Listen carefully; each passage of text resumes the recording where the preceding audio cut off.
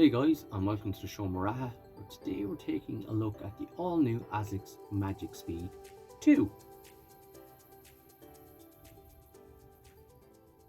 Now, any of you guys that are familiar with the channel will know that I was a fan of Magic Speed, the original. I have here in my hand. Now, this is a shoe that I put a huge amount of mileage on, 300 to 400 miles on. You can see the outsole there wore really well. Really enjoyed this shoe. Not many people did though. Some people found that for a so-called super shoe that it wasn't bouncy, springy enough, but that wasn't really what ASICS were aiming for in this shoe. So we have a 5mm drop heel to toe, same in the new guy, but they're very different shoes other than that.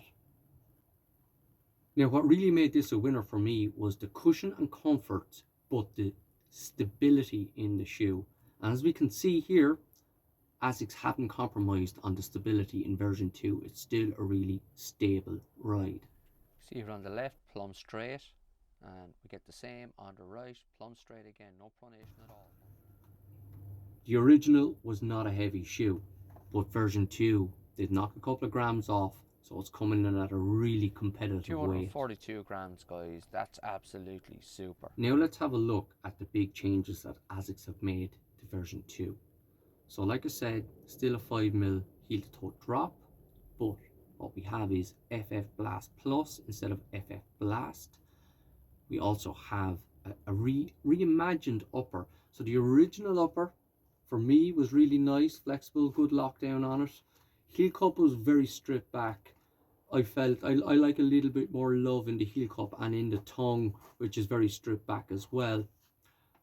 But as you can see here, the heel cup in the new version there is a little bit more love in it, but the tongue is more or less still the same. So they've added a little bit of comfort to the heel cup area, but where they've reduced that weight then is in the outsole. So a lot of outsole rubber on this guy here, but when we compare version 1 and version 2 side by side, you can really see the difference. They've really cut back on that outsole rubber to reduce the weight. That hard wearing outsole rubber is where a good bit of weight is added into a shoe that they can work with to optimize the weight of a shoe. The next big change then is the plate. So in version 1 we had a plate from here to here, so under the ball of the foot we had an actual carbon plate, whereas in version 2 we have a full length heel to toe composite carbon plate. So that means that it's not a full carbon plate, so it's carbon and TPI, which is a really hard wearing, flexible, springy plastic. So when they combine the two of them, then they create the same kind of torque off the toe that you get with a carbon plate. Not as rigid, a little bit more flexible, so a little bit easier on the body, more so for training than racing, but this shoe can be used as a race shoe. A lot of people will buy this as a racer trainer. The one major issue I have with the new shoe is the jump in price. So the original guy was 160 euros. The new guy has gone to 180. Now that's comparable to its competitors. In fairness to ASICS, the tech in the shoe has gone up a level to compete with the Saucony Endorphin, Speed, Nike Next Percent Tempo, some other shoes on the market there that don't use a full carbon plate, or might be using nylon or a composite carbon plate. And you're looking at around a 200 euro shoe, but ASICS are gone to 180, still 20 euros more expensive than its predecessor, but there is a level up in tech in the shoe. It is understandable why the price has gone up, and in fairness to them, it's still cheaper than its competitors. Now for me, it's still going to be a very durable, well-lasting shoe. The upper has changed around the toe area, so it's an effort to make it, I suppose, a little bit more durable. It sits up off the foot a little more. I didn't really mind it that much when I ran in it, but some people mightn't be mad keen on it. And it was interesting, somebody told me recently they were looking for the Skoda of a super shoe, not the Ferrari. And that's exactly where you kind of place the Magic Speed 2.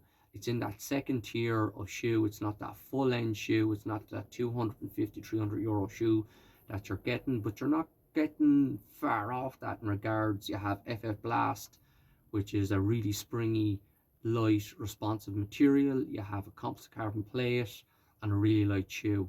So If you're looking to improve your paces, this shoe is going to work for you. If you're an ASICS fan, you're going to really like this shoe. If you like the first one, like me, and the main thing is the stability that you really liked in the shoe, you're going to like the second one as well.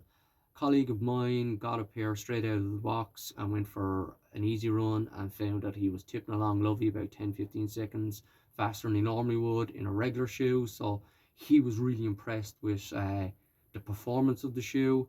I like the feel of the shoe. I think it's a nice upgrade from ASICS. They haven't done anything mad or crazy with the shoe. They just slightly changed the direction of the shoe to compete with their competitors, which is totally understandable. So look, it's a good quality shoe, good price. No negatives really from me. Some other people out there mightn't like it because I like a more stable ride. Some people prefer that more springy, bouncy feel in their shoes, but that's not me. Thanks for tuning in, guys. I hope you enjoyed that. I hope you found that useful. If you did, give me a thumbs up, maybe subscribe. Take care, and we'll see you in the next one.